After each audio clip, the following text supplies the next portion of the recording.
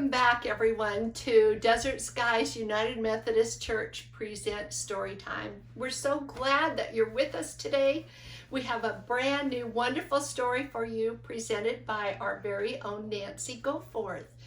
Now, Nancy was born in the great state of Michigan, but moved to Arizona when she was small. Nancy is a graduate of ASU and a Sun Devil, proud Sun Devil, and she graduated with her bachelor's in urban geography and her master's in education. Nancy was connected to both Desert Willow and Ocotillo Ridge right here in the Vail School District, where she taught and she was a librarian. So Nancy likes in her spare time to cook and to hike and to read and to spend time with her two wonderful daughters, Abby, who is attending the U of A, and Olivia, who is at Empire. So we're so glad Nancy's with us today, so let's hear what she has to say. Hi, I'm Nancy Goforth, and I'm here today to have story time with you. I'm going to read one of my all-time favorite books, You Are Special, by Max Lucado. I'm sorry, what's up with the gray dots? Oh, well, let's read our story, and then I think you'll understand. The Wemmicks were small wooden people. All of the wooden people were carved by a woodworker named Eli. His workshop sat on a hill overlooking their village. Each Wemmick was different. Some had big noses, others had large eyes. Some were tall and others were short. Some wore hats, others wore coats. But all were made by the same carver and all lived in the village. And all day, every day, the Wemmicks did the same thing. They gave each other stickers. Each Wemmick had a box of golden star stickers and a box of gray dot stickers. Up and down the streets all over the city, people spent their days sticking stars or dots on one another. The pretty ones, those with smooth wood and fine paint, always got stars. But if the wood was rough or the paint chipped, the Wemmicks gave dots. The talented ones got stars too. Some could lift big sticks high above their heads or jump over tall boxes. Still, others knew big words or could sing pretty songs. Everyone gave them stars. Some Wemmicks had stars all over them. Every time they got a star, it made them feel so good. It made them want to do something else and get another star. Others, though, could do little. They got dots. Punchinello was one of these. He tried to jump high like the others, but he always fell. And when he fell, the others would gather around and give him dots. Sometimes when he fell, his wood got scratched, so the people would give him more dots. Then, when he would try to explain why he fell, he would say something silly, and the Wemmicks would give him more dots. After a while, he had so many dots that he didn't want to go outside. He was afraid he would do something dumb, such as forget his hat or step in the water, and then people would give him another dot. In fact, he had so many gray dots that some people would come up and give him one for no reason at all. He deserves lots of dots, the wooden people would agree with one another. He's not a good wooden person. After a while, Punchinello believed them. I'm not a good Wemmick, he would say. The few times he went outside, he hung around other Wemmicks who had lots of dots. He felt better around them. One day, he met a Wemmick who was unlike he'd ever met. She had no dots or stars. She was just wooden. Her name was Lucia. It wasn't that people didn't try to give her stickers. It's just that the stickers didn't stick. Some of the Wemmicks admired Lucia for having no dots, so they would run up and give her a star, but it would fall off. Others would look down on her for having no stars, so they would give her a dot, but it wouldn't stay either. That's the way I want to be, thought Punchinello. I don't want anyone's marks. So we asked the stickerless Wemmick how she did it. "It's easy," Lucia replied. "Every day I go see Eli." "Eli?" "Yes, Eli, the wood carver. I sit in the workshop with him." "Why?" "Why don't you find out for yourself? Go up the hill, he's there."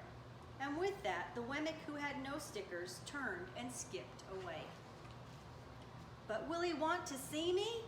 Punchinello cried out. Lucia didn't hear, so Punchinello went home. He sat near a window and watched the wooden people as they scurried around, giving each other stars and dots. "It's not right," he muttered to himself, and he decided to go see Eli. He walked up the narrow path to the top of the hill and stepped into the big shop. His wooden eyes widened at the size of everything. The stool was as tall as he was. He had to stretch on his tiptoes to see the top of the workbench. A hammer was as long as his arm. Punchinello swallowed hard. "I'm not staying here," and he turned to leave. Then he heard his name. "Punchinello?" The voice was deep and strong. Punchinello stopped. "Punchinello, how good to see you. Come and let me have a look at you." Punchinello turned slowly and looked at the large bearded craftsman. "You know my name?" the little Wemmick asked. "Of course I do. I made you." Eli stooped down and picked him up and set him on the bench. The maker spoke thoughtfully as he looked at the gray dots. "Looks like you've been given some bad marks." "I didn't mean to, Eli. I really tried hard." "Oh, you don't have to defend yourself to me, child. I don't care what the other Wemmicks think." "You don't?" "No, and you shouldn't either. Who are they to give stars or dots? They're Wemmicks just like you.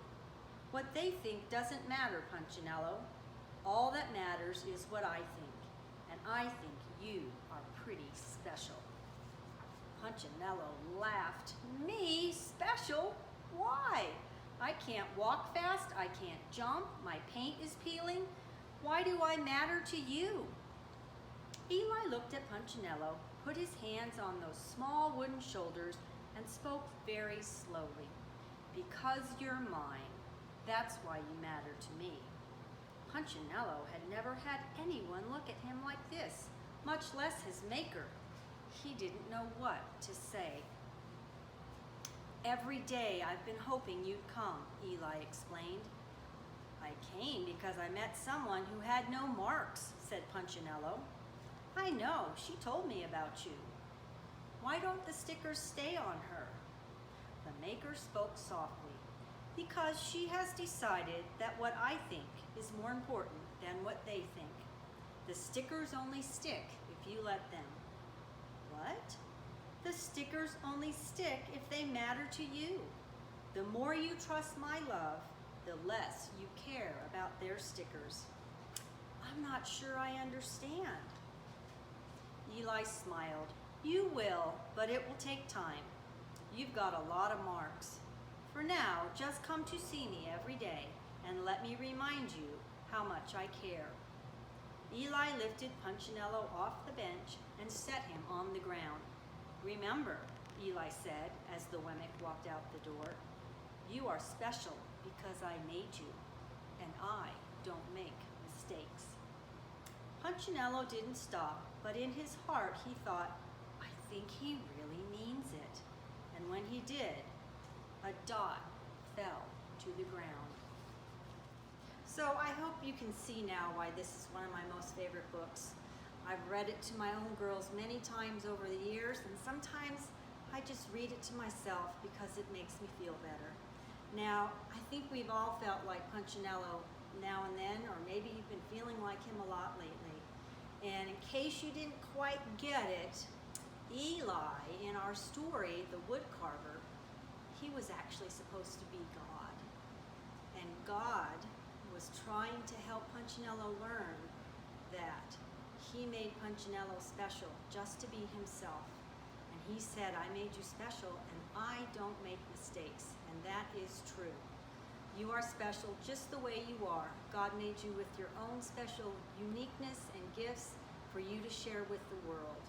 Now, that's not to say that it's still not hard for me after all these years to sometimes feel like I've been given a dot.